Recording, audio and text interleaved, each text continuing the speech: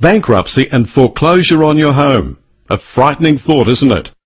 To understand how and why it happens to thousands of Australians every year, listen for just 36 minutes to make sure it never happens to you or your children.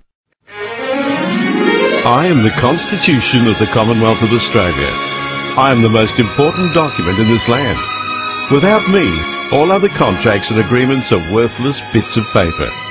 Even your money and the deeds to your home are worthless without my protection. Yes, the very fabric of your free Australian society is vitally dependent upon me. Perhaps you've never heard of me, or if you have, the chances are you know little about me. Why? Because there are those living among you who are deadly afraid of me. They've kept me out of your schools and universities for decades, and they fully intend to have me quietly hidden away from you. Why?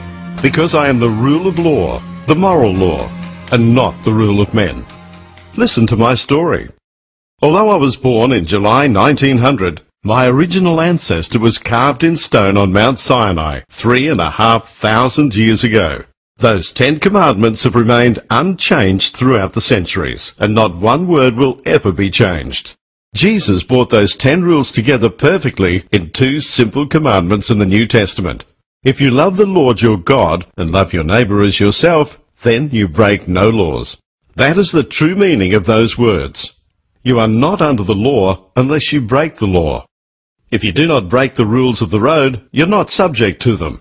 Break them, and you are subject to them and will pay the legal penalty. Those 10 commandments are not oppressive. They are the foundation for maximum freedom and rights for individuals in any nation at any time in history. 8 centuries ago, another great ancestor of mine was born. Magna Carta, one of the most magnificent documents ever written by man. The people of England, the barons and the church leaders, had had enough of King John behaving like a dictator, so they made him sign the Magna Carta in 1215. It guarantees so many freedoms, rights and responsibilities that you take for granted today, but you have been kept from knowing about. The Magna Carta is common law and is part of me today. It declares, "No free man shall be taken, indeed imprisoned, either dispossessed or outlawed or exiled, or in any manner destroyed, except by means of the legal judgment of his own equals, indeed the law of the land." Common law. His own equals, plural, is a jury of 12 people. A single judge is not an equal and can never be because no individual is unbiased. After King John was put in his rightful place, the Habeas Corpus Act was established in 1640 and secured in 1679. It states clearly that no one can be jailed without a proper jury trial. A suspected criminal may be reasonably detained until a jury trial occurs, but a jail sentence cannot be legally ordered because on July 5, 1641, Habeas Corpus also abolished the Star Chamber, where a single judge made orders. It was also known as the Star Chamber of Satan and was despised by parliaments and the church.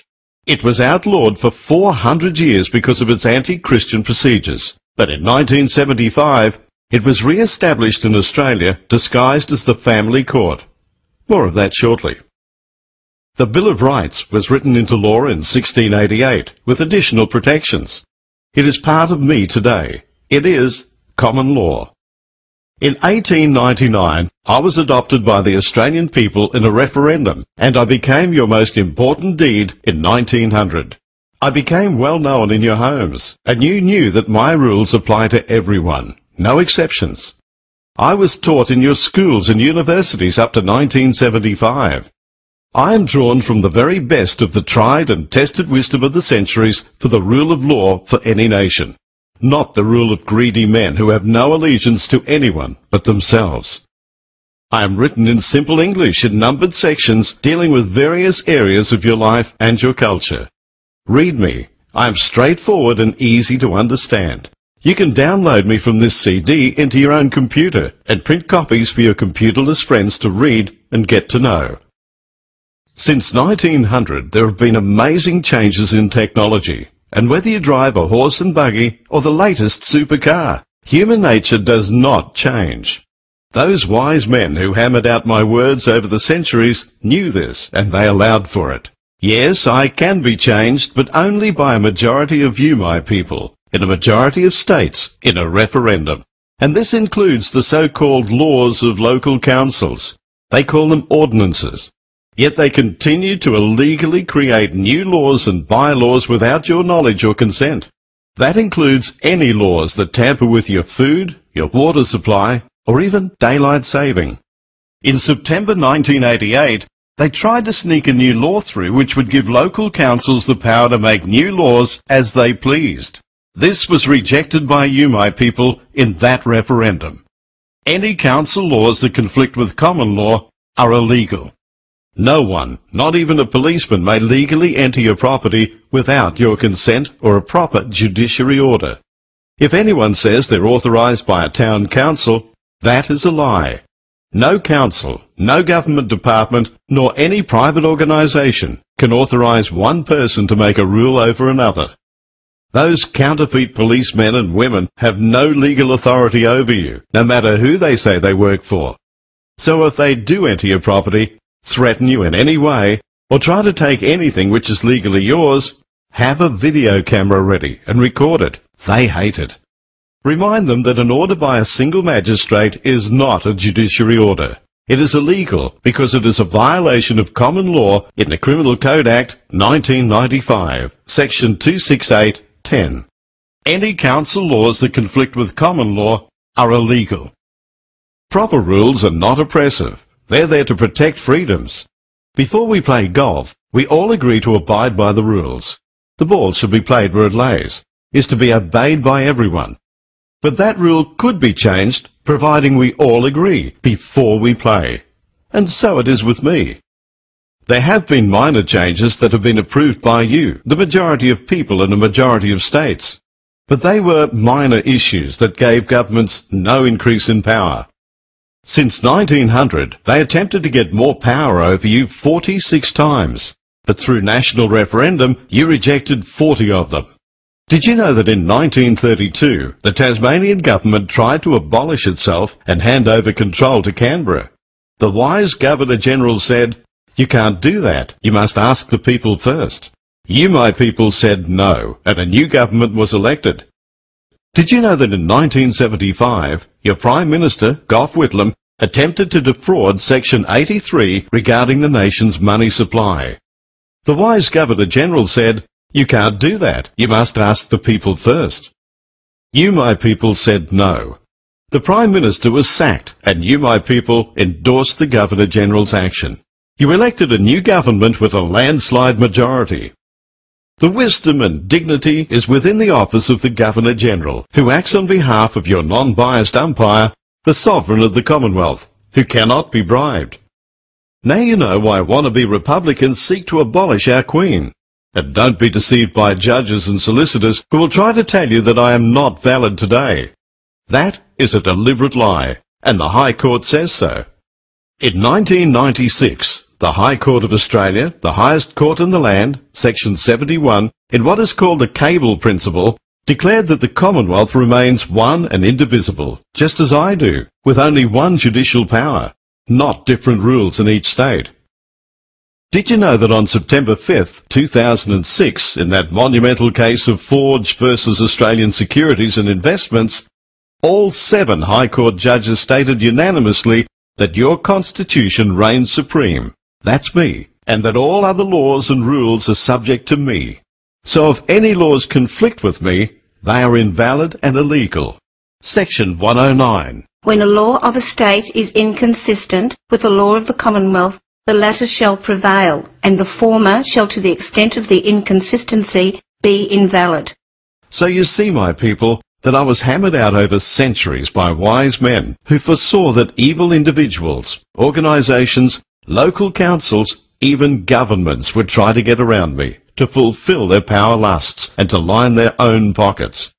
So those wise men built safeguards into me, the most important being your absolute right to trial by a proper jury, not by a single judge. A jury is your right in any court, including the evil family court. No judge, no magistrate, nor any individual has any right to dissolve a marriage or make any orders without the free consent of both spouses, face to face. Sections 79 and 80 are very clear. They state in essence that in any court, the trial on indictment of any offence against any law of the Commonwealth shall be by jury. today your rights to a jury in civil matters are ignored.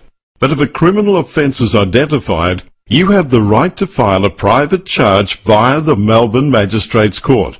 And after the Crown authorities have declined to present, then the legal right to apply for a grand jury in the Supreme Court of Victoria now can apply. You have little chance of a jury for civil matters, so it's better to settle out of court and save the so-called legal fees. Marriage is a Commonwealth issue, Section 51, and the Bible laws, especially in Mark chapter 10, all of it, are the guidelines. In fact, if any section of me is to be interpreted, then the Bible laws prevail, as stated in my preamble. To ensure safety, we all drive on the left-hand side of the road. Likewise, in our society, we all abide by Christian principles. When you're asked to swear on the Bible, not on any other document, it means that you and the judge and everyone in the courtroom accepts that the Bible laws are supreme, even above me, because my rules are derived from the laws in the Bible. For example, there were 12 disciples, and 12 has been the number of jury persons selected by Christian societies to be, in effect, judges plural with a small j. That is the word in my section 79, which has court in a lowercase c and judges plural with a lowercase j. This is most important. Small c court is simply a hearing, and no judgments nor orders can be made there without your consent. Small j judges plural is a jury. A judge is not a justice without a jury decision. If you face a judge who went to law school later than 1975, you may need to inform him that there have been no referendums to tamper with Section 79 or 80 or 109. If he disregards your legal right to trial by jury or attempts to dismiss your case, you must challenge the jurisdiction of that court and demand a proper jury of 12. Any order by a single judge, magistrate, registrar or anyone without your consent is invalid and also carries severe penalties against them, as listed in the Crimes Act, Section 43, for obstructing the course of justice.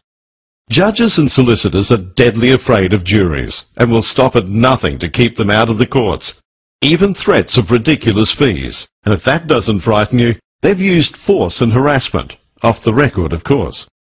What used to be the police service has become the armed police force. However, you are bound to obey orders by a proper policeman, and if his actions are proven to be incorrect in a legal court, then the rule of law will prevail. There are many good police officers who have taken the oath of allegiance. It's at the end of the Constitution on this CD, and they do act morally and responsibly, but they fear the sack and their super if they don't conform and obey orders, legal or otherwise. Nevertheless, one of the results of the Nuremberg trials is now adopted worldwide.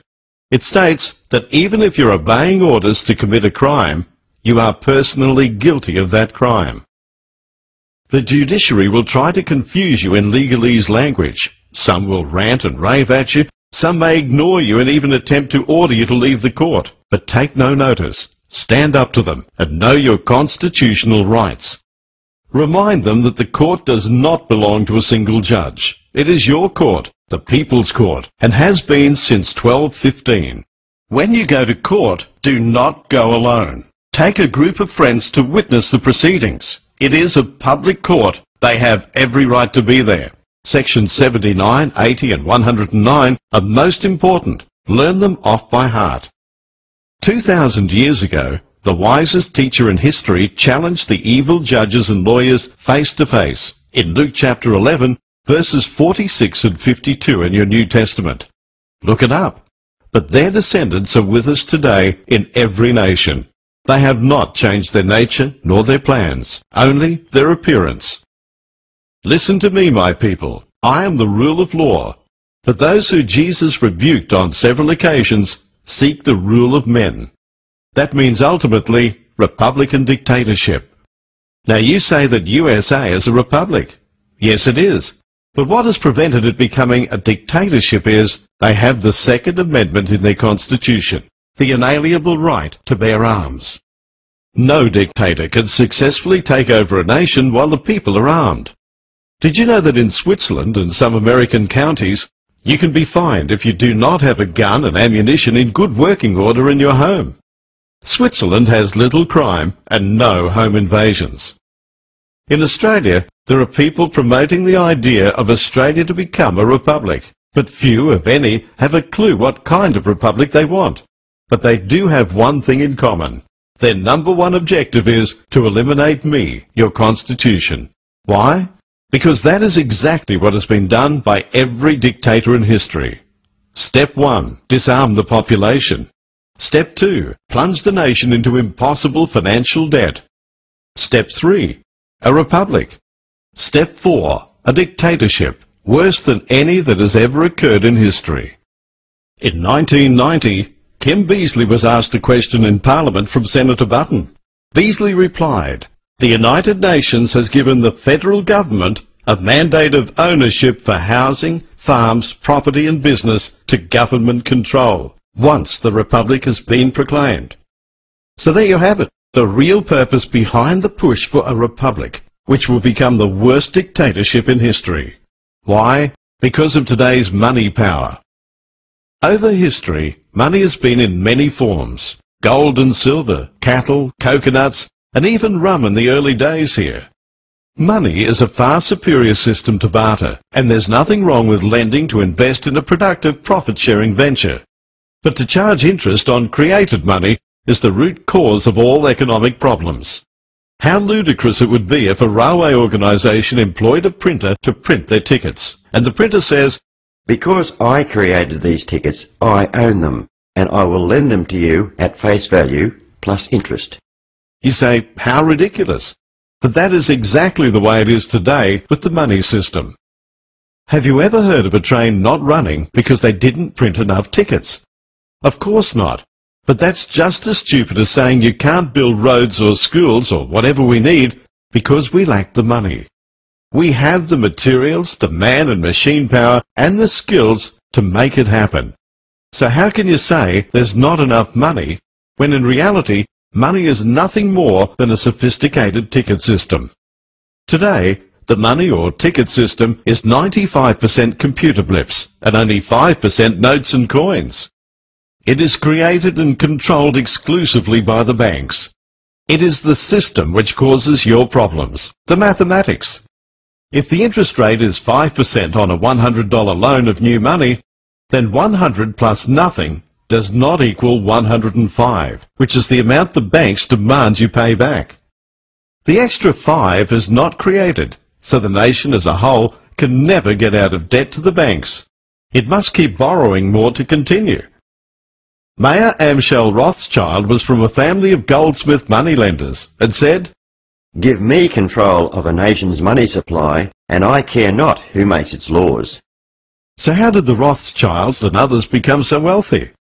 Around 1690, the English King William needed money for a war with France, so he borrowed £1.2 million, a staggering amount, from the goldsmith moneylenders. Their reward? He granted them a charter for the Bank of England in 1694, which made it legal for them to charge him 8% interest. This was the beginning of the modern privately owned banking system. It has taken them only a few hundred years to become the only source of money, and your slave masters. Did you know that the Reserve Bank is not a government operation? It became independent in 1960. It creates money out of nothing. But that is not the problem, as you'll see. The problem is the Reserve Bank is just like the printer for the railway tickets. It pretends it owns that new money and lends it to your government with interest on top and takes a mortgage over your taxes. Now you know where a large chunk of your taxes go. Ask yourself or anyone who should know, politician, financial advisor, bank manager, hairdresser or cab driver, they know everything. Ask them, if every nation is in debt, who is the creditor? You'll be dismayed at the answers. Did you know that under my section 51, 4, 12 and 13, Your Prime Minister and your Parliament have the duty and the legal power to solve the so-called money crisis in only a few weeks with no interest and no debt. Governments, and governments alone, not the banks, have the legitimate power to issue the nation's money or credit to represent the real wealth of the nation. The Nullarbor Railway was built under the rules of Section 51. No interest, no debt. You may ask, if it's as simple as that, why isn't it being done now by either side of politics? Why? Because many rich people and the judiciary benefit from the existing system. They don't want it changed. Did you know that cost orders in today's courts are the greatest fraud ever perpetrated upon you, my unsuspecting people? It's a huge extortion racket. In 1640, habeas, my unsuspecting people. It's a huge extortion racket. In 1640, Habeas Corpus Act, which is also contained within me, ordained that unless and until a jury trial is held and an event of a judicial nature occurs, no costs are payable by either side in proceedings, regardless of any direction from any Parliament. In other words, only a jury can award costs, and any ruling made by a single judge without your consent or a jury is illegal and invalid. Period. On August 20th, 2001, the penalty was fixed at 25 years jail for both the solicitor and the judge who commit the crime of costs orders. It comes under slavery in the Criminal Code Act, Section 268(10). Did you also know, my people, that variable interest loans are illegal? For a loan contract or any agreement under common law, there are 8 essential elements. There must be an offer, acceptance, sufficient consideration, capacity to contract, intention to enter legal relations, legality of purpose, genuine consent, and certainty of terms. Variable in the Oxford English Dictionary means uncertain. The fraud committed by the banks is contract fraud under common law, the uncertain terms of variable interest. Did you know, my people, that banks never lend depositors money? All bank loans are new money created out of nothing. It used to be at the stroke of a pen, but today it is nothing more than electronic blips in their computer system. Traitorous politicians have given the banks the power to create the nation's money, which they lend to you, and they demand interest on it. That interest can never be repaid, because it does not exist. The only way you can pay that interest is to get money off someone else, who also got it from someone else. But it can ultimately be traced back to a bank loan, which is the only source of money today. Judges and lawyers deny your right to trial by jury, and that is how they prevent the evidence of fraud. They protect the banks who dispossess tens of thousands of families of their homes and property every year, and they are directly responsible for many suicides. It is modern-day slavery. Slavery has long been a sad part of man's history, yet in 1807 it was abolished through the dedicated efforts of one man, William Wilberforce. He had no internet, no CDs, no phones, none of the powerful means of communication you have today. He won the victory in the courts and in the Parliament using the very same laws and rights you still have, and he won the battle against formidable and powerful enemies. How did he do it? As a genuine Christian, he had little interest in sanctimonious gatherings in pews of indifference behind closed doors. Like a true evangelist, he took the message out to the people, and he knew that a jury of 12 who genuinely prayed, "So help me God," is the most powerful weapon against tyranny, fraud and corruption that you have. This is practical Christianity in action.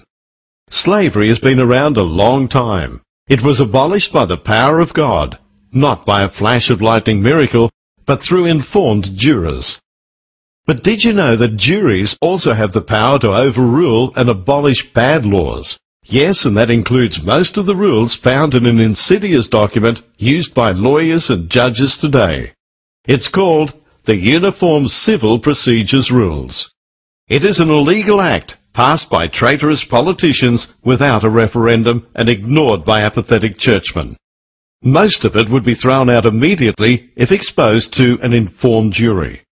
It was dreamed up by solicitors and judges for their own financial gain. They ignore me completely, and most of their 600 or so rules are in direct conflict with both my Section 109 and Section 15A of the Acts Interpretation Act, and yet they are continually changing their rules. That evil document is based on the lie that a single judge can make orders without your consent or without a jury, just like Big Bad John, King John. Section 109. When a law of a state is inconsistent with the law of the Commonwealth, the latter shall prevail, and the former shall to the extent of the inconsistency be invalid. Remember sections 79 and 80 regarding single judges and juries? Now do you understand why they're so afraid of me, and especially juries? Your slavery today is not with whips and chains. It is much more subtle. It has crept up on you, especially over the last 50 years. You say, slavery? What slavery? Then why are you going to pay over $1 million for your $300,000 home? Who gets the extra $700,000? Why do you pay up to half your income in taxes? If you don't pay, they'll fine you or jail you. And you say you're not a slave? Please don't say that all your taxes are used to run the country. A major chunk of your tax tribute is to pay the interest on government debts to the bank. Did you know that in 1920, taxation was only 2.5%? You are slaves today to public debt, inflation, bankruptcies which can result in suicides, and foreclosures on your homes and small businesses. How would you like to buy your $300,000 home under a proper money system? The $300,000 is made up of raw materials and human effort, nothing else. Under a proper system, your home loan is really credit granted to you for your future work and production. That is, your ability to repay. Regardless of who prints the money, tickets or electronic blips on a computer, be it government or even a bank operating legally, your new home represents an increase in the national wealth, namely one house. But there is one extra human effort to include. That is the bookkeeping for that new money. Suppose you make 300 payments, so someone has to do 300 bits of work. Allow them $50 per payment. That's a total of 300 by $50, or $15,000. So the total cost of your home should not be $1 more than $315,000. And that is the amount to be created. And you agree to repay it at $1,050 per month for 300 months, or 25 years. Listen carefully. Under that proper system, there would be zero inflation. But under the current interest system, you must repay over $1 million. That, my people, is the source of all inflation, and that is your slavery. You can defeat this modern slavery by firstly reclaiming the courts. They belong to you, my people. Read my Chapter 3 for the administration of justice. Don't be deceived by judges and solicitors who will try and tell you that I am not valid today. The High Court says they're lying. When you play your part to make sure this CD is widely distributed, there will be vicious reaction when you start taking banks and solicitors to court in thousands of actions for their fraud. That is, variable interest and costs orders. You can go back 6 years. Now they'll argue that if every trial is going to be by a jury, then the courts would be jammed. Not so. Did you know that when a jury trial is actually granted these days, over 90% of cases are settled out of court before the jury trial? It is solicitors who encourage the ongoing court actions. They grow fat off their incestuous system. Now you know why they desperately protect each other against anyone exposing their crimes and fraud. It's been well known that for many years there's been much abuse of the law by judges and solicitors in the Federal Magistrates Court, and it was starting to be exposed. No wonder they were anxious to abolish that court on the 5th of April 2009.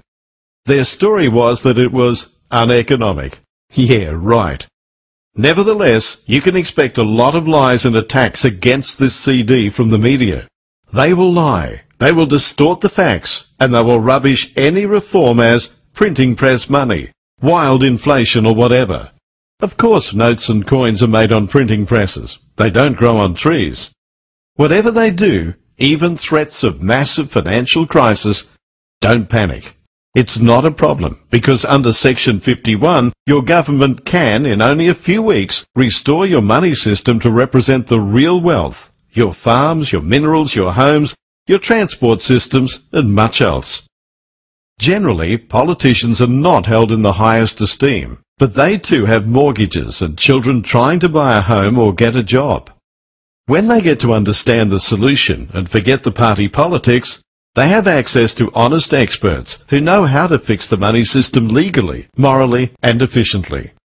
Governments do not have to go cap in hand to banks for finance to build roads, hospitals or whatever.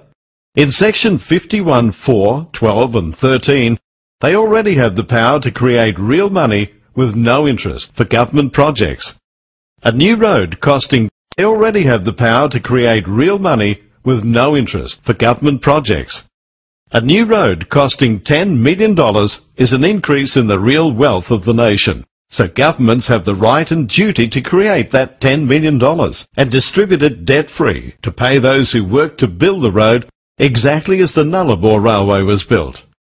Imagine what just that step forward would do to reduce your rates and state taxes and stop the ridiculous and traitorous action of selling our state and national assets which belong to you. Remember, money is not a commodity. It's not wealth. It's a representation of the real wealth which is owned by you, my people, not the banks. Now you know why they're so afraid of juries, and why they are the real force behind the push for a republic. So what can you do?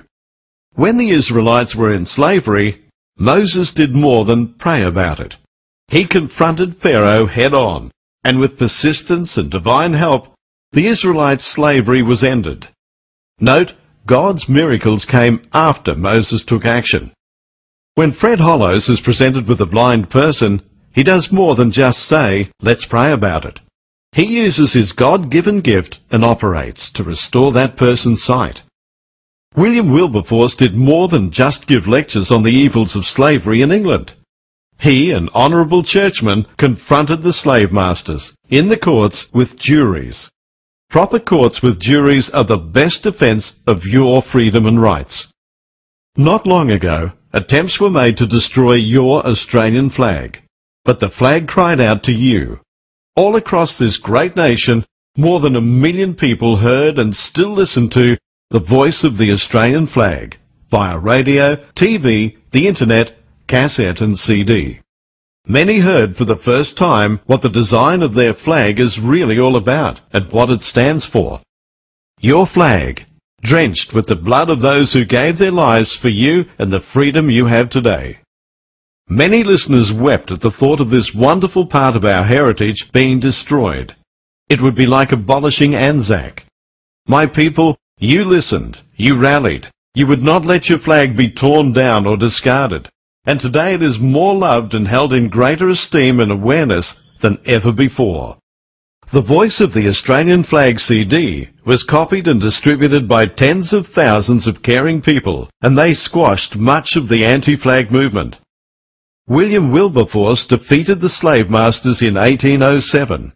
They can be defeated today, but they will not be defeated by academic lectures in meetings, and certainly not by revolution and violence. They will be defeated in the courts with informed juries. At this very moment, as you listen to me, hundreds of people are making 10 copies each of this CD to give out freely. Give a copy of this CD personally to your local Member of Parliament, as well as the pastor and elders in whatever you call your church. They probably have a mortgage too. Do not post it. They probably won't even see it. Find a way to put it personally into their hands. And letterbox this CD in your street and theirs. Politicians will act only when they think they have voters supporting them. Remind your pastor and church elders, as William Wilberforce did, that they should not be hiding in their sanctimonious closet, desperately searching for any scripture to justify their non-involvement. Some of them probably live off interest too. They become so heavenly bound that they become no earthly good. The commandment, love thy neighbour, surely includes the responsibility of helping an oppressed neighbour. That's you. And in the public courts if need be. especially in the family court where the legal vultures feast on the carcasses of troubled marriages. Marriage vows are treated as a joke, and the last thing they want is marriage reconciliation. Why? Solicitors' fees. But if church elders did their job properly, there would be no need for Christians to go to court. Read 1 Corinthians chapter 6. They may help prevent just one of the 7 suicides each week which can be directly related to the family court actions. When you go to court, do not go alone. Take a group of friends to witness the proceedings. It is a public court. They have every right to be there. Preachers should know me and preach about me regularly. Why? Because I am your day-to-day practical application of Bible laws on how we should live. All church leaders, regardless of denomination, are registered tax-exempt ministers, licensed by the government. They are bound by law and Almighty God to expose corruption in government and to reveal to their congregations any and every breach of your Constitution.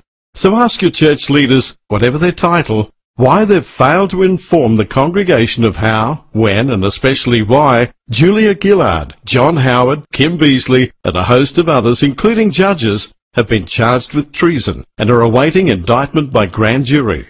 You'll probably be told, we don't get involved in politics, or some such excuse, so remind them that this has nothing to do with politics. Church leaders are responsible to reveal any criminal offence, since they are a minister who has taken the oath of allegiance. They are responsible for the knowledge in Hosea chapter 4, and by concealing a criminal offence, they're committing a criminal offence. So ask your pastor to do a sermon on the Constitution and how the churches intend to have the illegal Uniform Civil Procedure laws abolished. The High Court declared they are illegal in 1996. Where does your church leader stand on this most important issue of moral law? I was given as a free gift to you, my children, by a wise and patient ancestry. Now it is your turn to make copies of this CD as your gift to everyone you can, in your area, in shopping centres, everywhere. Because somewhere today, there is another William Wilberforce just waiting for you to give them a copy of this CD. Through me, your wise early fathers extended practical Christianity to everyone, rich and poor. Without me, you will surely become slaves to some kind of Republican dictatorship under the international bankers. It will be worse than communist China or Russia was. No private property, no rights, no juries.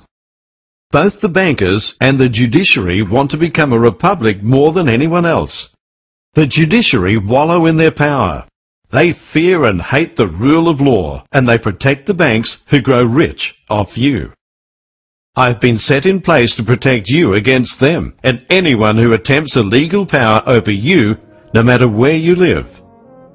I was born from God's holy word and wisdom that none can dispute. I am 135 wisely written instructions for the protection of your freedoms and rights. Know me well and teach your children. Cast me aside and they will never forgive you. I can guide you, advise you, and protect you if you let me. But there is one thing I cannot do for you. I cannot multiply myself. For that, I need you, lest you forget.